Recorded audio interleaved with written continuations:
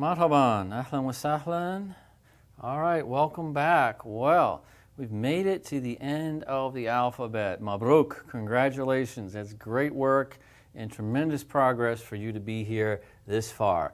And remember, although the Arabic alphabet looked intimidating at first, all those lines and dots, by learning this, you have all the letters that you need for anything. You can read all the words of Naguib Mahfouz. You could read any book in Arabic, any newspaper. These are all the symbols we use. We don't have thousands of characters or anything like that. And the great news again is that Arabic is what you see is what you get. It's pronounced the way it's written. Okay? So, now we have one more symbol to learn. Now technically this is not considered a letter and it doesn't count in our 28, but you've noticed they sneak in a lot of them and don't count them as letters. Okay, the reasons for this, it goes back to the actual writing of the Quran. This was not considered a letter at the time. So this one is going to be a little bit tricky, but the point is not to get discouraged by that. Don't worry about it. As long as you can recognize this, know what it is, and have a basic idea of what it's doing, you're going to be good. All the rules of writing this, they're fairly complicated, and actually a lot of native speakers don't know all the rules. You don't need to worry about that. Just have a basic idea of what this is. Our final letter, we're going to call it a letter today. Our final letter is called Hamza. Okay, and that has nothing to do with the pronunciation. It's just called Hamza. Okay, not to be confused with the letter 5, which is Khamsa with a kha. This is Hamza. Okay, now this sound, we do make this.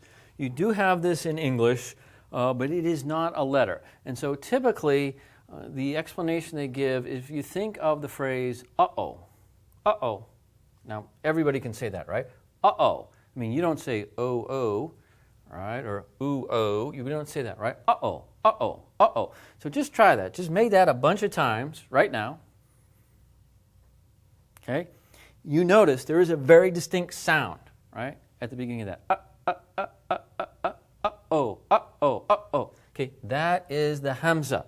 And if you listen to a lot of British television, British comedies, no offense to my friends from the United Kingdom, if you're watching this, a lot of time in the Cockney accent in Britain, they use this sound, like the word bottle, right? You hear this pronounced, right? Bottle, bottle, bottle. Okay, that's the Hamza sound. Now, the way I think about this, if you were to look at this on a graph, right? You've all seen programs that show you voice and show what your voice looks like. This would be like a very short gap where there is silence. Because notice what that's doing. Uh-oh, bottle, bottle, bottle. It's a catch, sort of a catch in your voice, like a pause. You're sort of clipping it, cutting it off, and there's a very, very short period of silence in there, right? Notice the difference between bottle, which flows, bottle, all one sound, and bottle, bottle, bottle, bottle. Right? That's what that's doing. Okay? Anyway, that is a distinctive sound and a distinct letter in Arabic. And it's going to be pretty easy to recognize. Okay, so the writing of this is a bit tricky. And it's going to break some rules. Okay, this is the only letter that never touches another letter. Remember we said connecting letters and non-connecting. Even the non-connectors connect to the one before them, they just have a break. This is the only letter that doesn't touch anything, and it's actually very small. Okay, the size I just made there is significant. It looks sort of like a miniature number 2.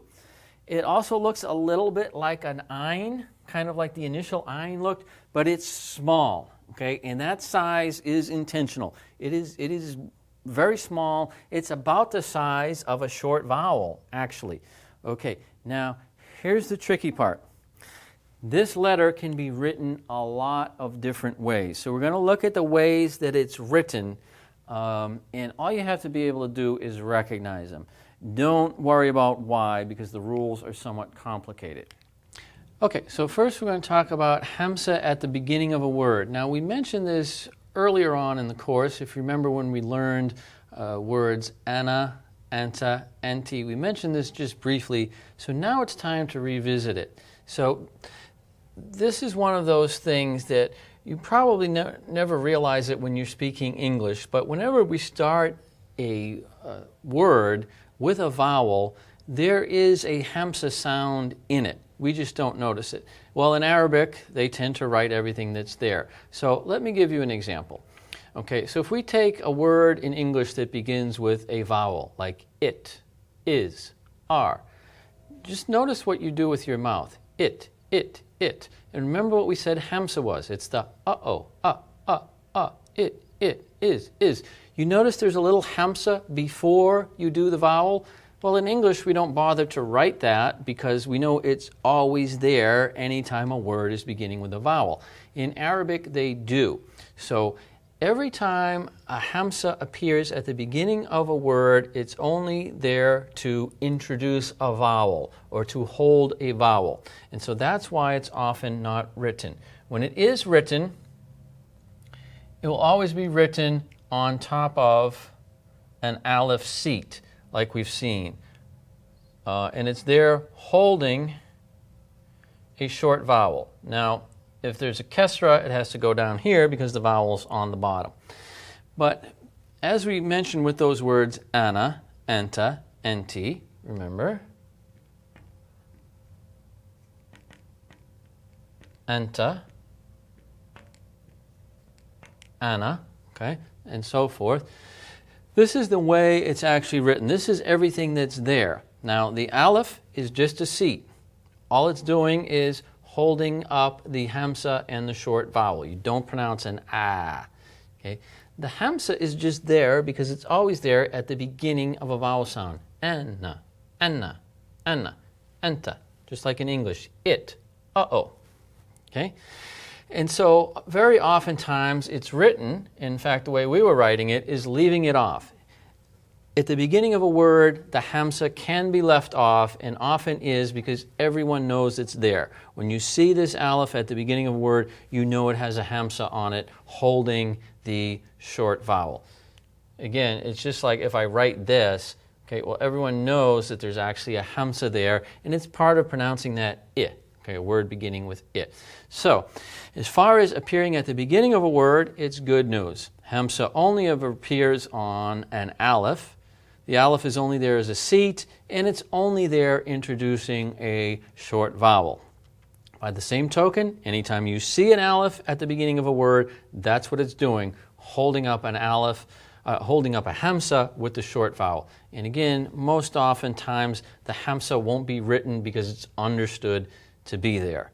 Okay. Now, the rules are a little bit different when Hamza appears in the middle of a word or at the end of a word. And the important thing to remember there is, other than at the beginning of the word, it always has to be written because we don't necessarily know it's going to be there.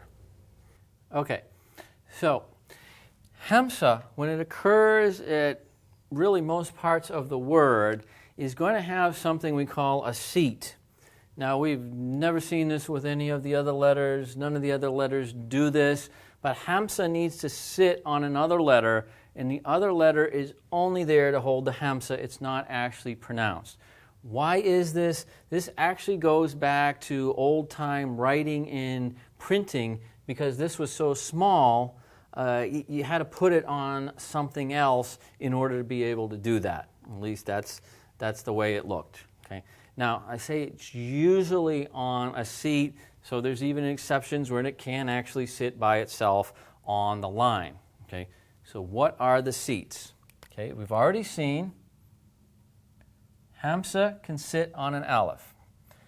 Remember, the aleph itself is not pronounced, it's just a seat to hold the Hamza. It can sit on top of a waw. The waw, again, is just there to hold the Hamza. It can sit on top of a ya as well. So our three long vowels, but remember they're not pronounced. They say, wait a minute, that ya doesn't have the dots on it. Okay, when it's being used as a Hamza seat, it doesn't have the dots. So in the middle of a word, these two are going to be fine because they're non-connectors. Remember how ya changes its shape? That's what that's going to look like in the middle of a word. Okay? But remember, none of these are pronounced. Only the Hamzas are pronounced. In fact, let me correct that there so it's clearer. Okay? The Hamzas are the only things that are pronounced. These are just seats, and remember, it goes back to old-time printing. We needed something big so you could see this thing. Okay? And we've kept it up. Now, we've had enough twists already, enough surprises, but the fact is that the seat doesn't really tell you anything. The seat doesn't tell you what kind of vowel it is on it. You would think that would be the case.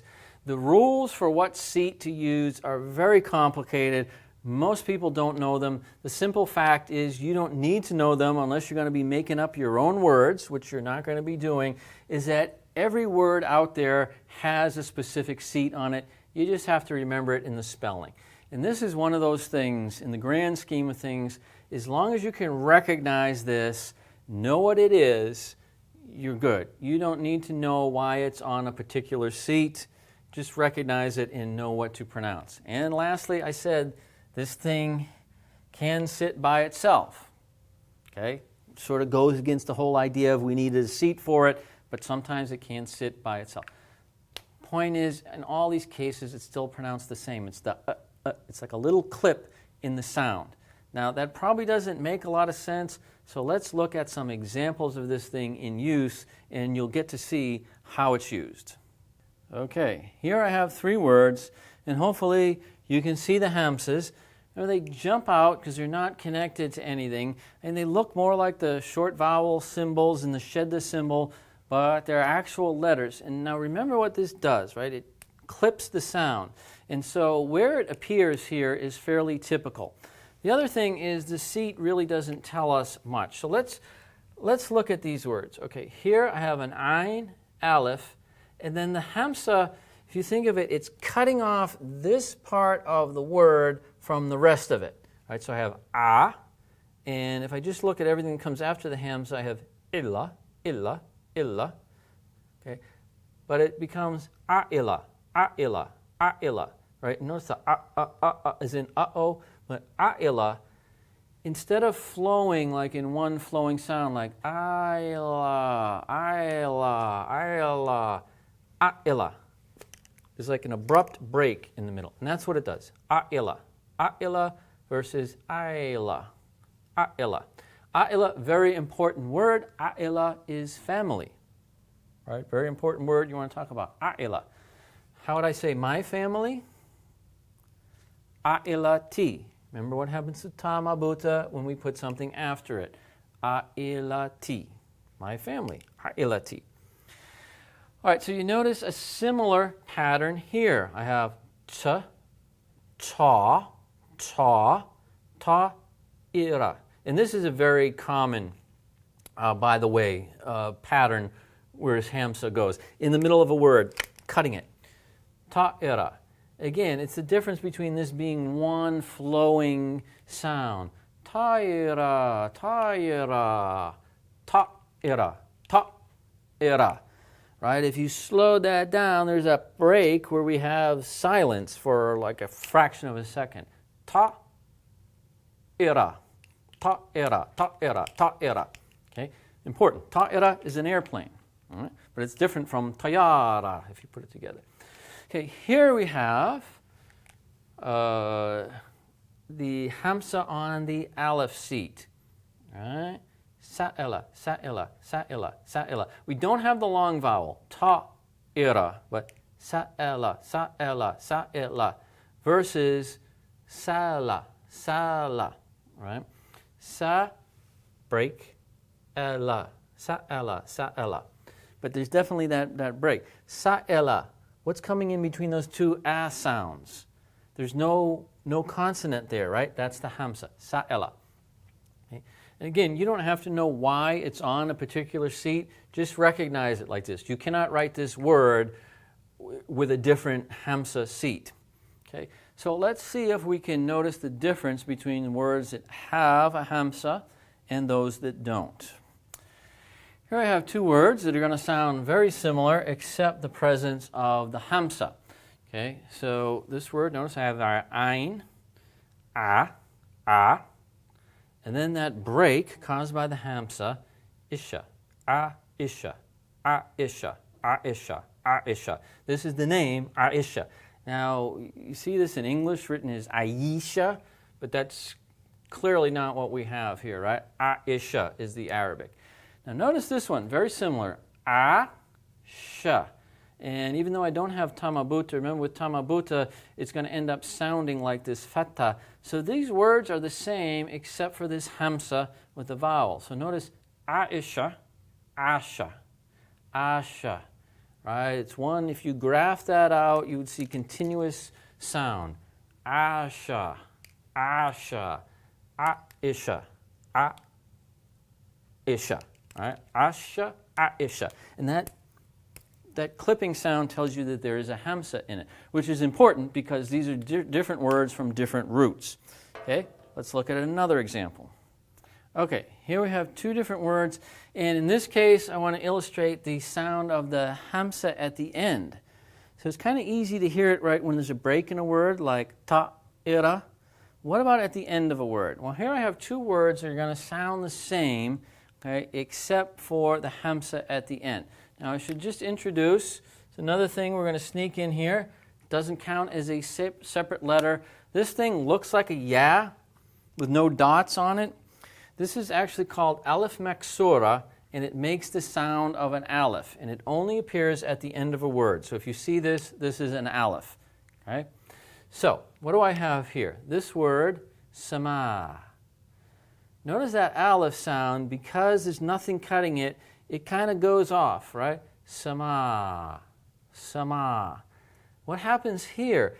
Now, the hamsa is going to cut this aleph sound off. And so what we get is a very distinct, sharp sound. Sama, sama. When you hear this at the end of a word, sama, sarka, it's cutting that aleph off rather than let it trail off into the distance. Sama, sama. Hear that? Sama, sama. Okay? So aleph can be a little bit tricky when it comes like this, cut off, but you can hear. This, by the way, I said hamsa can sit by itself. The most common place you see it sitting on a line by itself is at the end of a word following an aleph. This is the most common thing. But you don't have to understand why it's like that unless you're writing new words for the dictionary. Okay?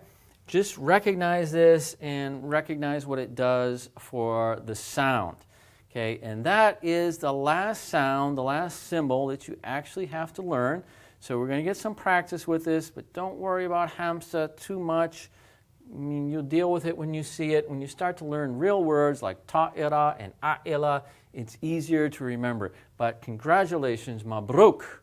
You've made it through the entire Arabic alphabet, and you have all the symbols and letters you need to read every word, all the works written in all the libraries in the Arab world. Now you have to learn what the words mean, but you have all the writing and all the letters that you need. And so that's a great accomplishment. Remember how it looked when you first looked at this language and you couldn't decipher it, and now you can really understand it and recognize everything you see. So that is a great accomplishment. Mabruk, great work. We will see you next time to continue to learn some more. Shukran jazilan wa ma salama.